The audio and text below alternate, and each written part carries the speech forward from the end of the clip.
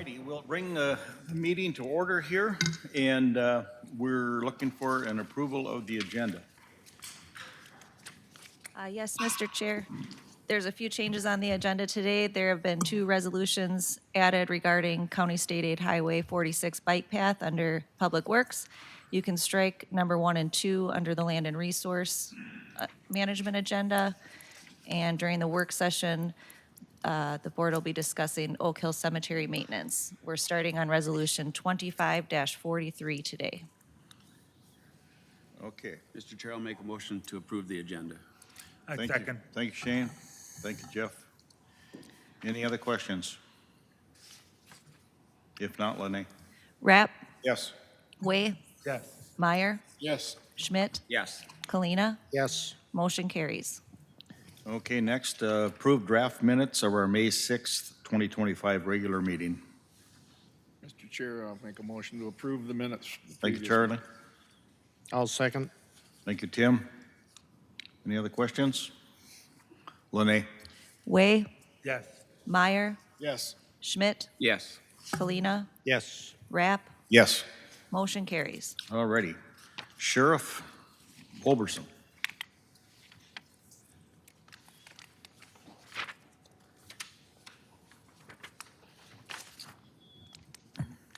Good morning. Good morning. Take me longer to walk up here than to present. Yes. This morning I have one donation. It's in the amount of $50 from Jerry Seidel. He didn't designate what he'd like it put towards, so in this case, I'll just ask that it be put towards the K-9 program. Okay. I make a motion to approve the resolution 2543. Thank you, Jeff. Second. Thank you, Charlie. Lene, please. Meyer, Yes. Schmidt, Yes. Kalina, Yes. Rapp, Yes. Way. Yes. Motion carries. Thank Thank you. you. Tim? Tim Erickson.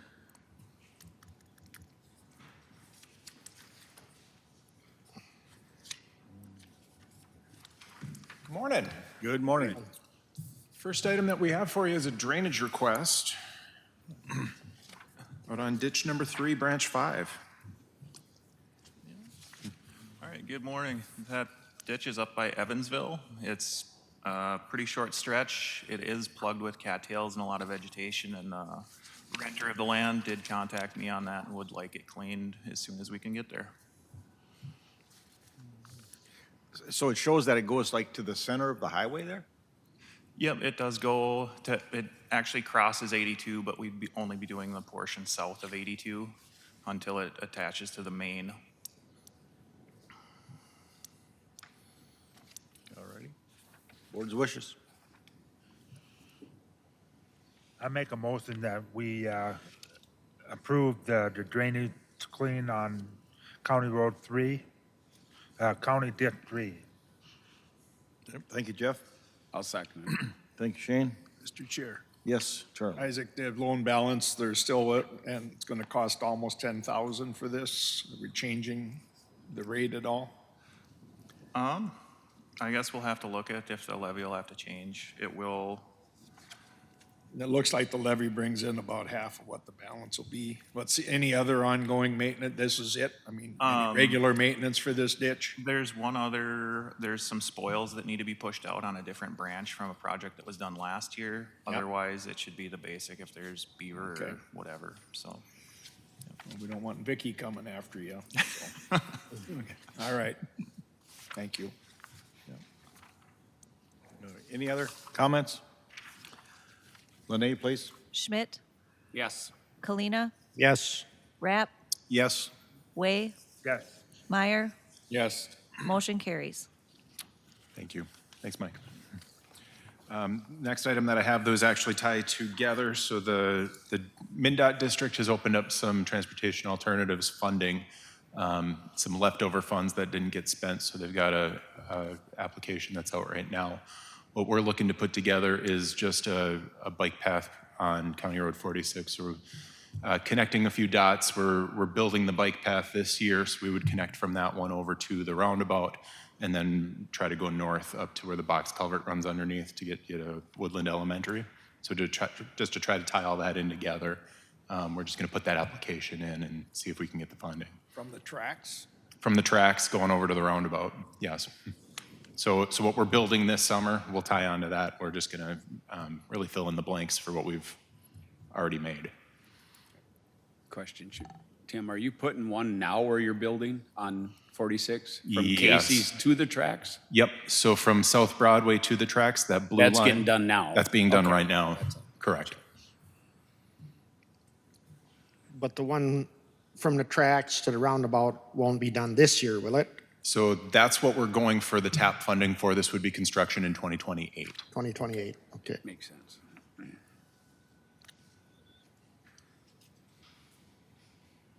You want, this is one resolution? So there are two separate Needs to be resolutions. two but different they're- ones. Yep, one is for supporting the project, the other one is agreeing to take on the maintenance if we get the funding. If we get the funds, so I'll make a motion to approve resolution 25-44 to go after the funding for bike path. Thank you, Charlie. I'll second it. Thank you, Shane.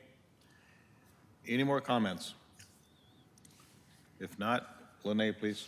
Kalina, Yes. Rapp, Yes. Way, Yes. Meyer, Yes? Schmidt. Yes. Motion carries. Anything else for Tim? I'll make Oh, we got one more I'll make a resolution. motion. Oh, I see, okay. I'll make a motion for resolution 2546 to provide maintenance. Okay. If we get the bike path done. I'll second. Okay. Thank you, Shane. Thank you, Tim. Lene, please. Rapp, Yes. Way, Yes. Meyer, Yes. Schmidt, Yes. Kalina. Yes. Motion carries. Thank you very much. All right, thanks. All righty, we got Vicky Doling.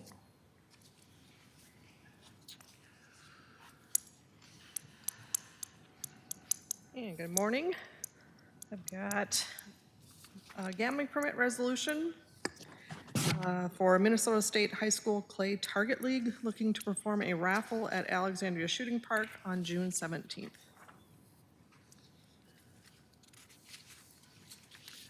All right, this is a resolution. I'll make a motion to approve resolution 25-46 to provide gambling permit for the 47. plate. 47. 46. 46 or 47? It's 46. You 46. guys were talking about CASA 46 before. Okay. It should be 25-46. Correct. All right. I'll second. Charlie? Thank you, Charlie. Thank you, Tim. Any other questions? Lene, please. Way, Yes. Meyer, Yes. Schmidt, Yes. Kalina, Yes. Rapp. Yes. Motion carries. Thank you. And Lee, you'll be standing in for Jill today?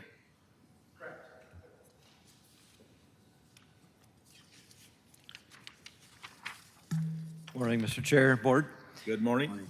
I'm here on behalf of Jill Frizzell for the payment of bills, and I have a total amount for warrants of $2,022,233.66 for approval by the board. Board's Motion wishes. to pay the bills. Thank you, Tim. A second. Thank you, Jeff. Any other questions? Lene, please.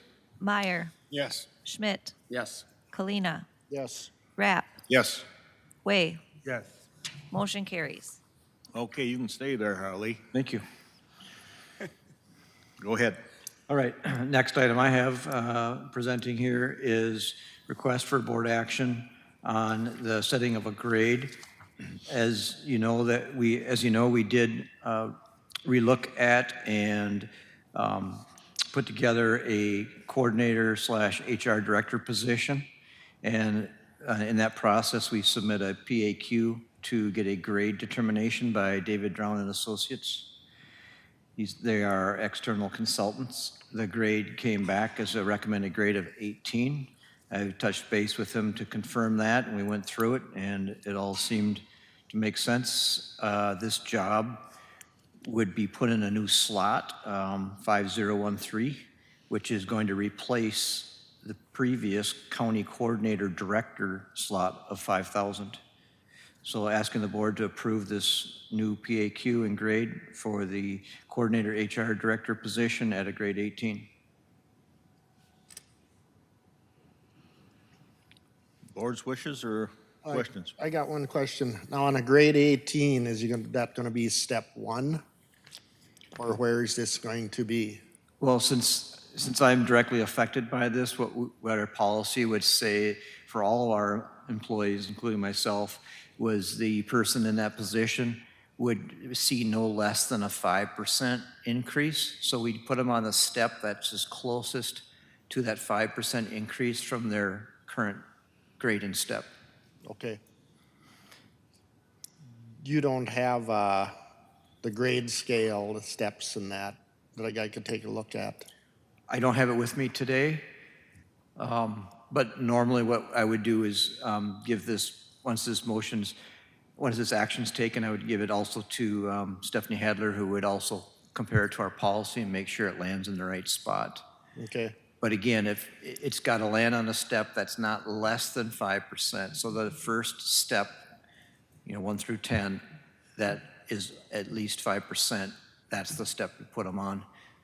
So an example of my situation, I think I'm on step 10. I think I would land on maybe step, I'm going to guess 5 or 6, but that's a guess. But there's a grid that has it already mapped out.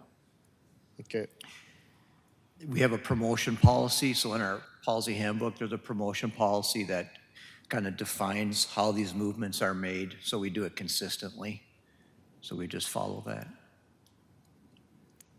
I would make the motion to approve. Thank you, Charlie. I'll second it. Thank you, Shane. Any other questions? Yep. One other one. Does this retro when he took the job? Good point. what's that? May 6th. Would it be retro to when he took the I responsibilities? think that's what we did at the last meeting. We said Yeah, retro May when he 6th, was, If I can comment on that? Yes? Yeah, we'll use the board's decision from last board meeting, and I believe that was the payroll starting the May 12th or May 11th. May 12th, I think the board stated. That's a Monday, I believe. Just to May 12th, Yeah. not before that. Well, don't forget, in the meantime, I did I know. propose an interim pay, so, Yep. yeah, that was kind of the status of the situation. And that's satisfactory with you, sir. Yes, thank you for asking. Yep. Okay. I'll leave it. Yep. Any other questions? Lene, please. Schmidt, Yes. Kalina, yes, Rapp, Yes. Way, Yes. Meyer. Yes. Motion carries. Thanks much. okay, I Yep, got one thank you, Lee. I got one Okay, question well, for well, Lee. Now, for Stephanie and Lene, are there PQAs being done on them? So right now, I'm working with both those individuals on getting the PAQs filled out. We started with the job descriptions, so everybody has a good idea of what this looks like on a day-to-day basis.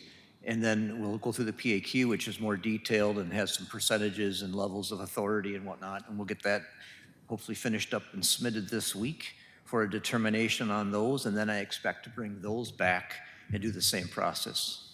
Okay.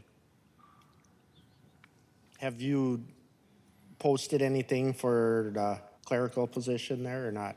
Not yet. I feel like we need to get our troops kind of all aligned here first, and then once we all agree, or for the most part, we will then fill that spot so we can all be sure of how we're going to help them and what we can give them for work and training. Okay, thank you.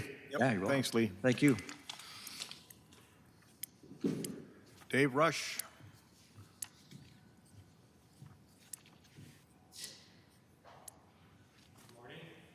Morning. So I just have 2 items for your consideration. These are from the Planning Advisory Commission meeting last Tuesday. So they're both related. The items are in relation to Arrowwood Resort. Current owner of the resort is seeking to sell the certain resort units on the property. And those particular units are the cottages and the 4 townhomes that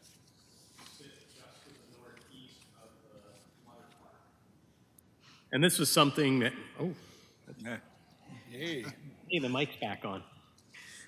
This is something that was requested and approved by the county board back in 2009, shortly after those townhomes were built. But essentially what they're doing is allowing the building to be purchased, and then it would be kept in the resort rental pool. So for all intents and purposes, those units will remain as though they were a resort unit. They will be operated within the rental pool of the resort.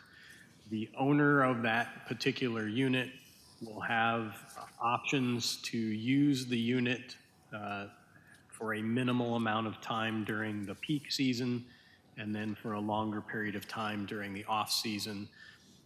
They cannot set up residency in those units. They are simply, they have ownership of them and some choice in how they're being used. This model is already being employed at Lake Darling Resort. If you recall the old Viking Trail, yeah, it was Viking Trail. So what you see in the conditional use permit with the conditions that we have listed in there are to essentially ensure that, as I'm describing, that those units, even though they are under separate ownership, would be treated as though they're part of the resort. And likewise, when anything that occurs on the resort, we would take into account that property and for purposes of density, impervious surface, open space. So your first item is a conditional use permit. Planning Commission recommends approval with the conditions. I believe there's 8 of them in your packet. So Dave, was there any special wording for access? I mean, do they have to change anything in the way of access to these properties? No, they all have essentially easement over the resort property to get in and out of there, but you'll also see that they're essentially tied to the resort for maintenance, repair, all that kind of stuff. So they basically have sort of a blanket easement over the use of the resort. As long as it's, yep.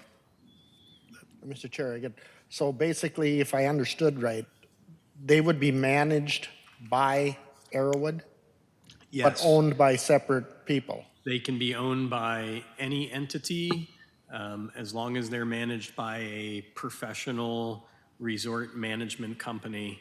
In this case, that will end up being the owner of Arrowwood Resort. Okay.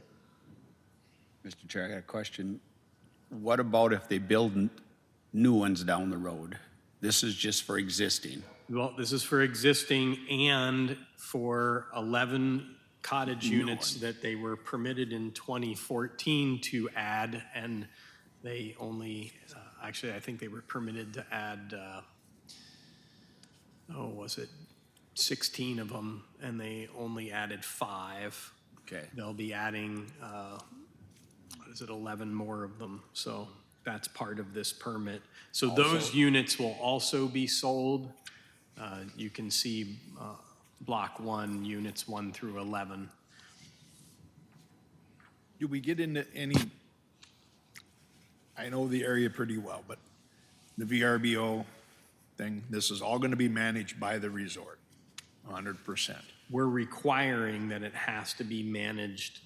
If he gets back to where, not he or she or whomever owns it, if they decide to relinquish or sell, does that have to come to this board again? No, so We're not gonna have an each unit can sell, however, and if the resort sells, so these things are tied together. So if the resort sells, the individual owners of those townhomes or cottages, they maintain their ownership. They would be subject to the same agreements with the new owner of Arrowwood Resort. So our conditional use permit covers the whole It does. property. So This is, I mean, the mess up at Breezy Point, okay, in Pelican. Yep. Okay, this is how they were finally able to make it. Yep. And all those things back 40 years ago. So this is not uncommon. No, for Breezy grounds Point, on Grandview Lodge, all of those. Craigan's, yeah. Yeah, because they were put up initially and then struggled. Yeah, because of the tremendous investment, I get it. So it's not, but the management that we struggle with in VRBOs and everything else, and this is, I know, a different scenario, but it's not, we don't want to set a precedence for the lake area either. Yeah, no, it wouldn't work if they were independently offered for stay. It has to be part of this whole It's got to be resort thing. part of the resort. Good, all right. As long as that's, because who knows if the ownership now will stay. Right. You know, even after this might be the way to, And we've even tied, you can see in the conditions there that, Yep. for example, they don't have any rights to dock a boat or so they're tied to the resort for that. All they of don't those get, amenities. I seen they don't get rights to the marina and. Right. Because they buy, yeah, that's huge. Their Yes. sewer, their water is all supplied by the resort. Yep, So, they're really tied to that resort. yep. Well, which is what the intent was Absolutely. in the first place, so. All that being, I'll make a motion, we approve. Thank you, Charlie. I'll second. Thank you, Tim. Any other questions? None? Okay. Lene, please. Kalina. Yes. Rapp. Yes. Way. Yes. Meyer. Yes. Schmidt. Yes. Motion carries. So then the second item that you see in your agenda is almost more of a formality. They need to have a plat of those properties. And you'll see in the plat, the one thing that our conditions do there is there were certain requirements for collection and treatment of stormwater and the like. So we're just indicating in there that anything that was required of Arrowwood for those things, the managers of this platted property would have to manage it in the same way under those same conditions.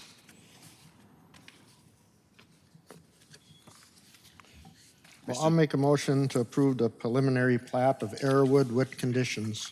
I'll second. Thank you, Tim. Thank you, Shane. Any other questions?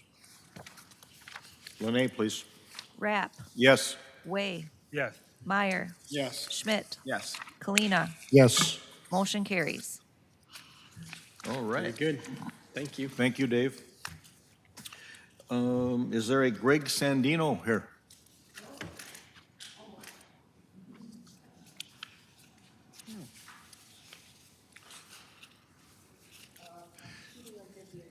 Pictures too, if I would like that. Well, bring them up here. We'll pass them around.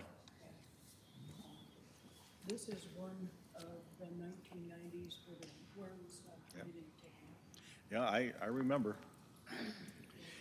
Yeah, just sit down, please, and state your name and address. Okay. Pull the microphone close. So we Yeah. can all hear. My name is Doris Switzer. I've been on Lake Ida since 1946. That's like Long time. almost 89 years for me. Yeah. Anyway, we have had a problem in 1990 with the tent worm caterpillars. It completely, you could not be outside. They would drop on you. They would just leave this lovely stain, a brown yellow stain on you. You couldn't sit. We never took our garden furniture out. It just took our forest for many years. And at that time, we did not have the airplane that would go over the spray. We did this by hand with a local gentleman, and he would have to go up the trunk, and he could only get the bottom of the trees. As you see, the trees, we have a forest. We have a paradise out there on Bedman Road. Some of us have Long Lake lots, and across the road, the new Bedman Road, is probably about 20 acres of woodland, untouched. And once those worms got into it, they just ate the leaves, as you can see on the pictures. We have not had to spray every year from then on. Some years, I don't think we've sprayed the last 2 years because they have not been around. Maybe we've you find 8, 10, that's not enough to spray. This year, I haven't seen any, but they usually come out in June. We were teachers in California. We came out here the middle of June, only to find devastation with our trees. I don't know if we would have to spray this year. I really doubt it. I haven't seen anything. Of course, we just got here a week ago, and we haven't seen any worms, but the trees were still bedding out there. We would like to be allowed to make a decision if we do find the tent worms again to spray. We don't have to do this every year, but as you see, the woods, I mean, it is gorgeous out there. We're so fortunate. Several landowners now have purchased it with no intentions of selling. They've cleaned it up. They've made walking paths through it. It's gorgeous. So I hope that you would consider us to have enough sense to say, okay, we do not need to spray this year again, but that if we do see an infestation coming, that we would spray. I know that we are considering the lake property, that it could be, you know, we get some spray on the lake. Yeah, that has to happen. However, what's also important to us is the woods, that we don't lose the woods. We have one tree out in front, probably, it's an old oak that they estimate it to be 200 years old. We have big, huge maples that, just on our property. I counted quickly before I left this morning, we have 25 trees just out and back between our cottage and the road.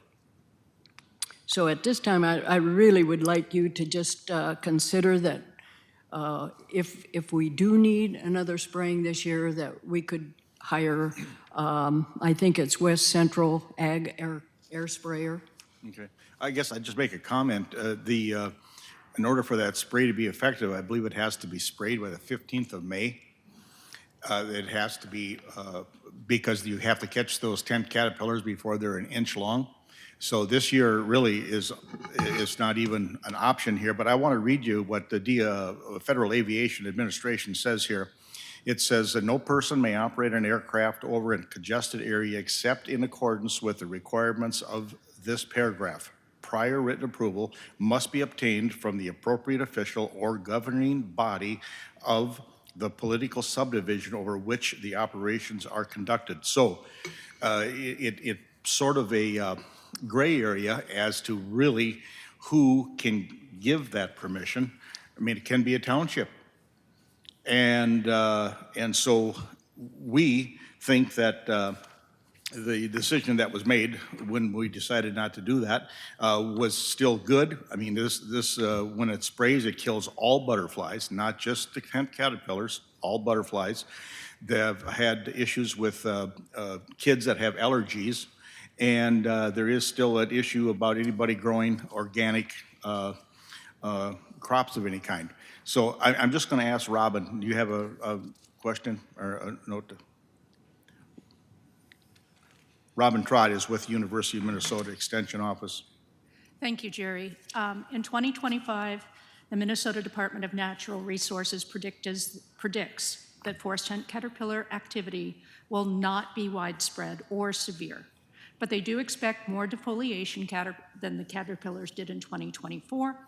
The next peak outbreak is predicted to occur somewhere between 23 and 29. The last one was 2013. These run in cycles, so you do get those years that you just can't go outside. They're gone by July 4th because at that point they've gone in the cocoon. And the big deal is that we have a lot of state-managed lands around Douglas County, and the state of Minnesota does not spray for forest tent caterpillars. So these moths When they emerge from their cocoons and their moths, they can fly right back to your property and lay the egg masses.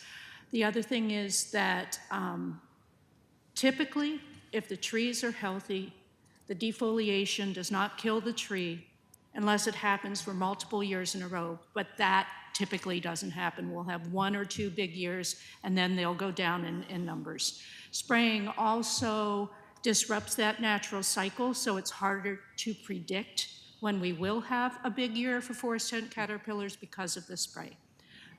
Jerry, you were correct that it's typically recommended between the beginning of May to May 15th to spray.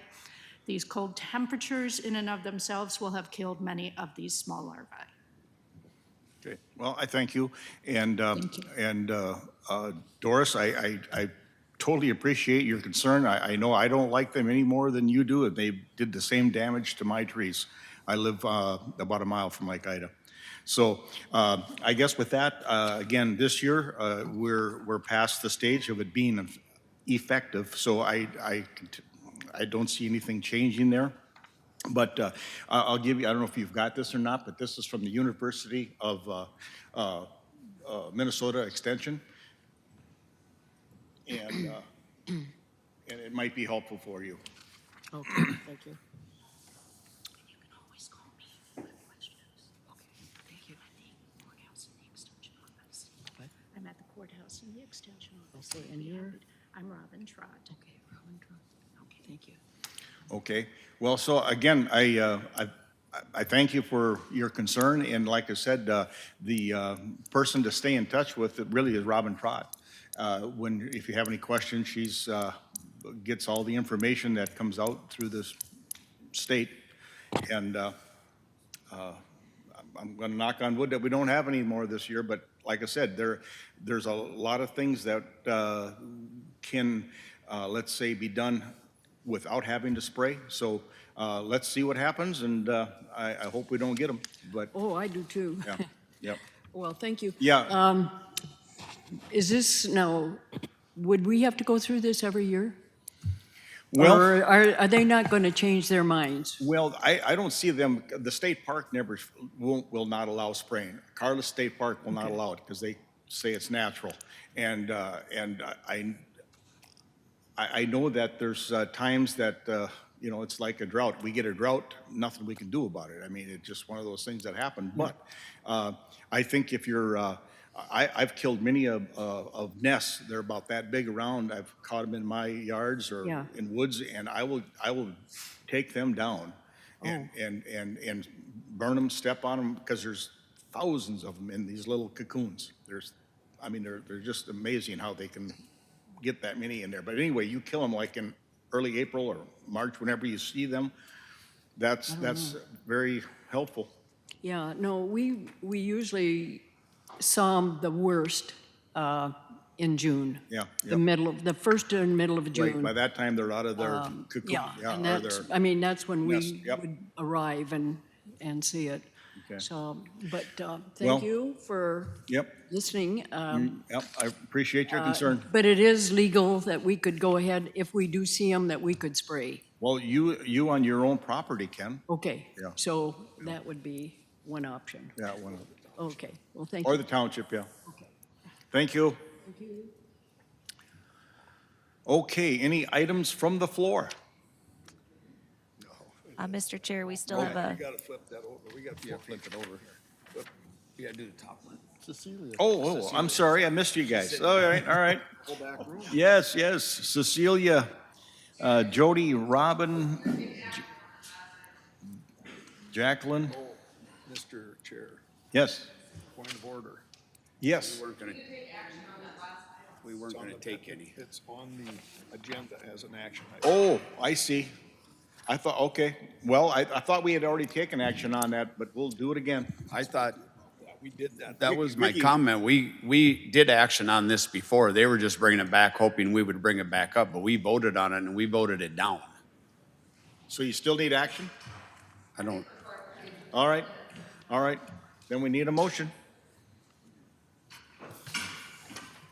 Motion to approve.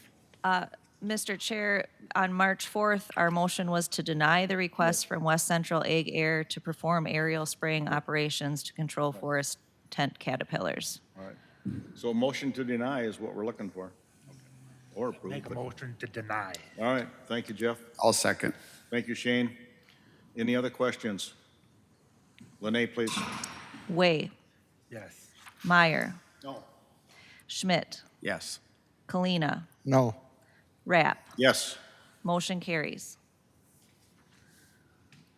Okay, now we are ready for the panel here. Go ahead.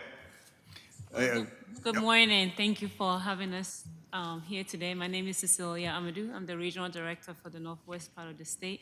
And I have the whole team here with us, just giving some programmatic update. We do not have a specific request, but just a programmatic update for you all this morning. So I'll have the team go ahead and introduce Pull that themselves. microphone right up close there. It'll pull that microphone right up close. All right. All right, also, thank you for letting us be part of your agenda today. And my name is Jackie. I am one of the 2 extension educators that we have in Douglas County. We are fortunate to have 2 educators. Together, we are 1.5 positions, so we're each 3/4 time, which allows us to do a lot of different kinds of programming opportunities. As you can see from our first slide, the clovers represent the 12 community clubs that we have in Douglas County. The schools indicate the 8 schools that we go to are part of their programming. And then in addition to that, we have partnerships with other local schools and then developed school enrichment with the library and doing project-based workshops with them. So it just kind of shows where we are. So this is about me then. I primarily work with after-school and summer programs in our 8 elementary schools in Douglas County. During the school year, I go in with the after-school program. We work on STEM and leadership and social emotional learning. I reach about 450 plus students, primarily in grades K through 5, which I would say about 15% of those youth have joined 4-H or participate in some 4-H events. During the summer, I partner with these same schools, and I go in once a week then it's 3 days a week to get into all of their, meet with all of the youth. We do 3 exhibits that they are showcased at the county fair, and they experience a judging process and receive a ribbon, and they receive a premium. They also take a field trip to the county fair where they meet me. We do a tour through the 4-H building and the barns and different highlights of the county fair. And Jody and I teach at some of the community events such as the Safety Day and the Groundwater Festival. And when we introduce ourselves that we work with the university and we do with 4-H, we always ask how many of the students and have either heard of or are in 4-H. And it's just been wonderful seeing each year how that increases. And I would say right now, 9 out of 10 of those youth have at least heard of or are in the 4-H program. And then I do connect with our community clubs, also with doing, evaluating their club charters, teaching officer training, and then working with our club leaders. So I'm Jody. I'm the other educator here in Douglas County. And I work primarily with the community clubs through Leaders Council, helping them with getting their clubs working and everything like that. I do work with out-of-school programs. I typically work with the older youth, so 5th grade and up. I've been in the Alexandria Community School, which used to be New Testament. I've gone to St. Mary's, some of those other schools outside of the public school system. I also do programs with the Douglas County Library. We have an awesome partnership going where I teach a lot of classes with them. And then I've also Recently, this was my second year of working with the transition students at District 206. So those are students that are 18 to 21 but are still in the public school program. And they are really, really fun to work with. I work with our program management around finances with our youth and adult treasurer. We have policies laid out by the Minnesota 4-H. We have to file taxes as a nonprofit. And then, of course, our county fair is our biggest public event, which I'm sure you've all been to. And that takes all year to get ready for that. We work on that as soon as the fair is over. I supervise and guide our summer intern, who begins next Tuesday. They work with the Woodland Garden at the school, where, again, we work with the kids that Jackie works with. That's been rejuvenated this year, so I invite you to come out. We've received some grant dollars from Minnesota 4-H, and District 206 has stepped up, and we're kind of revitalizing that. And at our officer training, you might find a future commissioner, from that training. Our community club program fluctuates between 350 to 400 members. It's enrollment is open all year round. They can join at any time. The other piece that I want to emphasize is that Jackie and I wouldn't be able to do what we do without our support staff. By having support staff in our office, we are allowed to go out in programs, so we're not in the office a lot. So a lot of times people will come and go, well, how come you're never there? Well, hopefully we're not there. Hopefully we're out programming and working with people. So we really, really appreciate that. We have about 100 volunteers in our program that are screened. We have many more that help out in different ways. And that really allows us to have some bigger programs like our dog program, horse, shooting sports, leadership, and service learning. So we provide training to those volunteers to make sure that they're providing high quality and engaging programs. My motto for 4-H is that it's a community of young people across America who are learning leadership, citizenship, and life skills. So they are our future leaders. And right now I would like to introduce 2 4-H members. I'll have them come up. Caleb and Greta Fugelseth. They are members of the Mole 4-H Club. They have served as club officers, they're county youth leaders, and they are very active in their community, church, and school. So let's welcome them. Hello, my name is Caleb Fugelseth. I am a junior at Brandon Evansville School, and I have been a part of Mo 4-H Club for 12 years now. 4-H is a huge part of who I have become. I have developed strong leadership skills that have helped me in my school and also my community. One of my favorite leadership projects was when I applied for and received a grant through 4-H to address food insecurity in our community. I thought it would be a great idea to create bags full of groceries for a day's worth of meals to give to families in need. At one of our 4-H meetings, I educated my club on what it meant to be food insecure and asked for ideas on what they wanted to put in the bags. At the next meeting, I brought all the groceries and we made up 10 bags of meals for a day. There was enough for breakfast, lunch, supper, and 2 snacks. It was shelf-stable and healthy food. We were able to give them to families who were experiencing food insecurity and having a hard time affording groceries. It felt great to do something for others, but more importantly, I gained a lot of confidence from leading a big group project on my own and teaching younger 4-H members as well. Our club also delivers baskets at Christmas and Easter time to 50 community members. We fill the baskets full of fruit, meat, cheese, and crackers. We deliver them to the elderly and people who have recently lost someone or are going through a tough situation. We do this to give back to the community, but it also teaches our younger members that not everyone has visitors during the holidays, and we can all make an impact by cheering others up. I've done this every year since joining 4-H in kindergarten, and have built relationships with a lot of members in the community by doing so.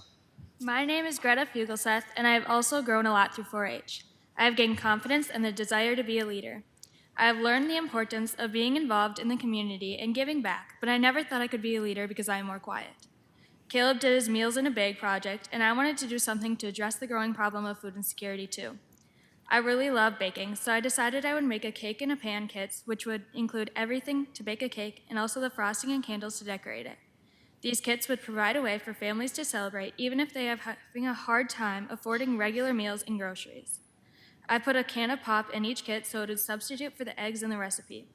I was able to donate over 10 kits to the food shelf here in Alexandria and 10 kits to the United Way. I included a toy and a birthday decoration in the kits I donated to the United Way, so they could give them to kids in our community who need help celebrating their birthday. I talked about my project at one of our club meetings, and my club helped me put them together. I wanted younger kids to see that we all can be leaders and we all can make a difference. I'm gaining the skills to be a leader through older members in 4-H, and the younger ones will learn from my projects too. Working together helps us all build more confidence and the desire to be active in our community. Thanks for letting us share our experiences. Do you have any questions? Just one, how old do you have to be before you can join 4-H? I believe it is kindergarten. Kinder- Yeah, oh, kindergarten. Great. Oh, that's super duper, yeah. Yeah. Good idea. Well, like I said, I just want to commend you for being part of this program. It's a great program, you know, and I think I wish there was more kids involved in it, so thank you. Mr. Chair, I just got one comment. I was in 4-H, Okay. and now I'm a commissioner. But we started Lake Mary Troopers. I was one of the first members of the Lake Mary Troopers back in, I think it was 74, 75 when it was started. All right. Yeah. Mr. Chair, I'd like to make a comment. My 3 kids were involved in 4-H back in the day, and they benefited a lot. And they're grown adults, and they're active in their communities and everything. And then when I travel in my District 1, I talk to different people in the fire department, and I'm seeing former 4-Hers that been involved, are involved in the fire department, first responders. So whatever they took in the community involvement and leadership skills, and they carry it with them throughout their life. So keep up the good work, guys. Yep. Mr. Chair, may as well throw my 2 bits worth in. And a few of you in the room know maybe this story. I don't exist without 4-H. My mom and dad actually met in Kansas City as leaders. They were at the Nationals. They both had students. They were both from Minnesota, obviously, but that's where my folks met. So 4-H has always been rather important to me. My existence is what it amounts to. And thank you for everything you do. Well, you got to get a comment from all 5 of us. Yeah, you got a farmer left. How many years were you in it, Caleb? Did you start at kindergarten? Yeah, I've been in for 12 years. That's really nice that you stuck it that long. But 4-H is good. I sit on the board with Jeff. Him and I are sitting on there, so I'm glad you're in it. Yeah. Keep it up. Yeah. And so again, I commend the students and the instructors here that are here. That's a great program. Anybody else? All right. Robin? I guess you all know me pretty well. I had a lot of fun with programming early this year. The one thing I wanted to talk to you about, last year I talked to you about doing this Blooms and Beyond and the education for the flower farmers.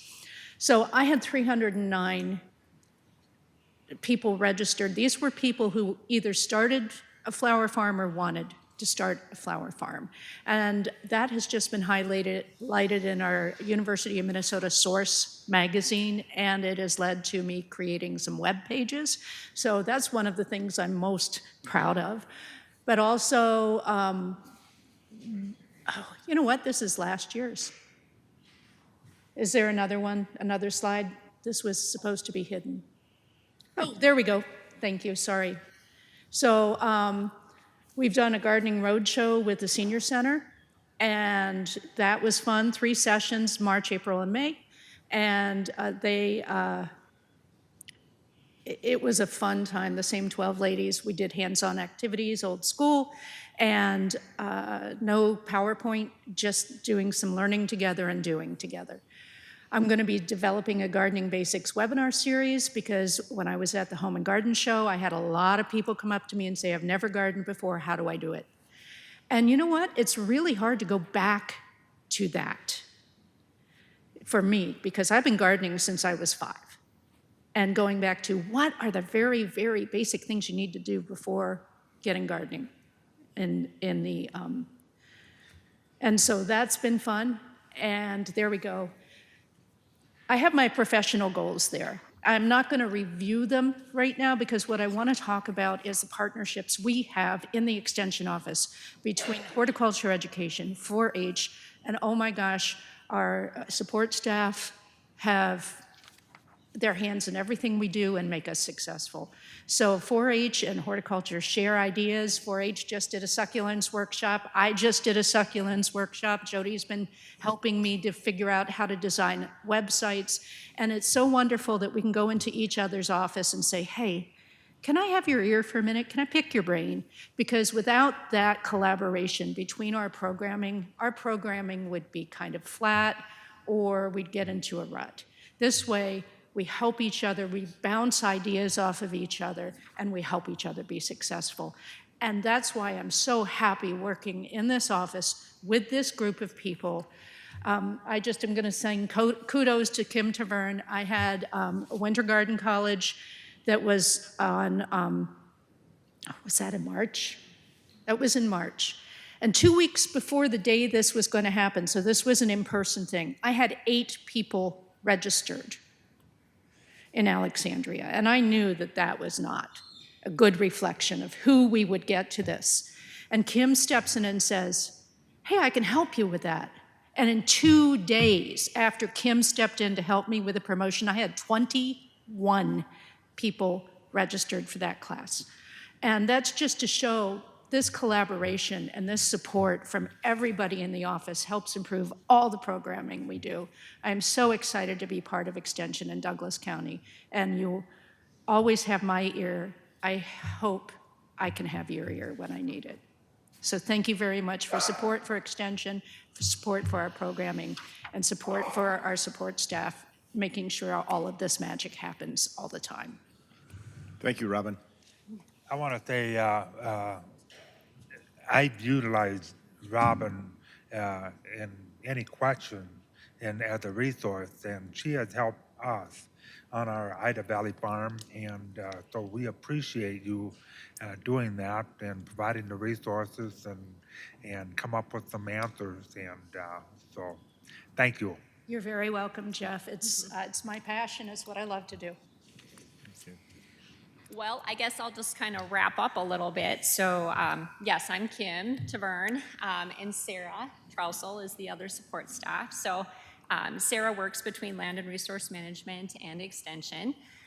But we do, like they said, we communicate very closely with the educators so that we can kind of handle the day-to-day tasks. So like they said, they work nights, they work weekends, and they're out programming during the day. So we want to make sure that things are running smoothly and efficiently in the office while they're out.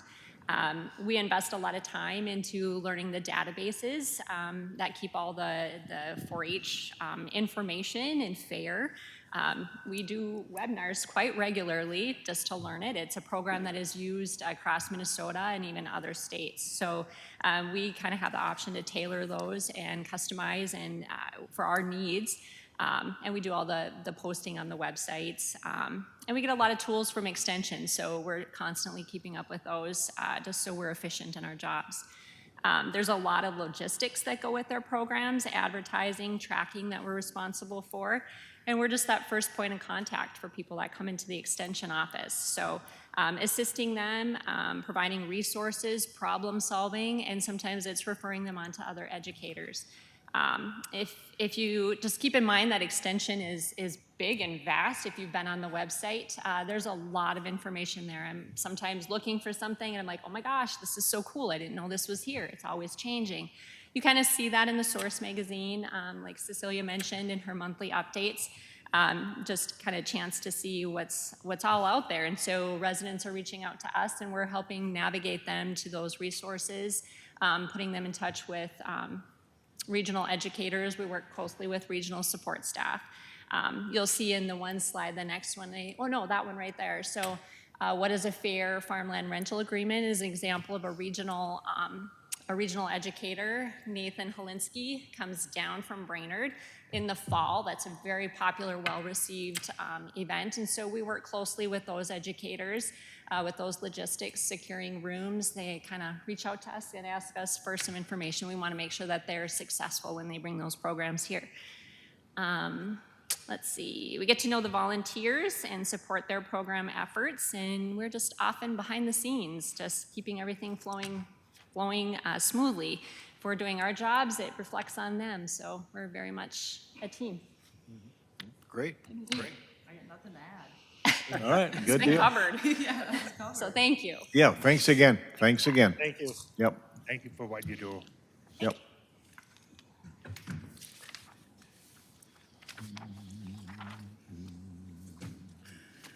All righty, now it's time for items from the floor. Any items from the floor? Any items from the floor? I don't see any. So we're going to go and have a 5-minute break and come back for our work session. Mr. Chair, if we could adjourn. I'll make the a regular- motion to adjourn. I second. Oh, yeah. There you go. All right, thank you, Shane. Thank you, Jeff. Lene, please. Kalina, Yes. Rapp, Yes. Way, Yes. Meyer, Yep. Schmidt. Yes. Motion carries. Yep. Okay. You going down there again?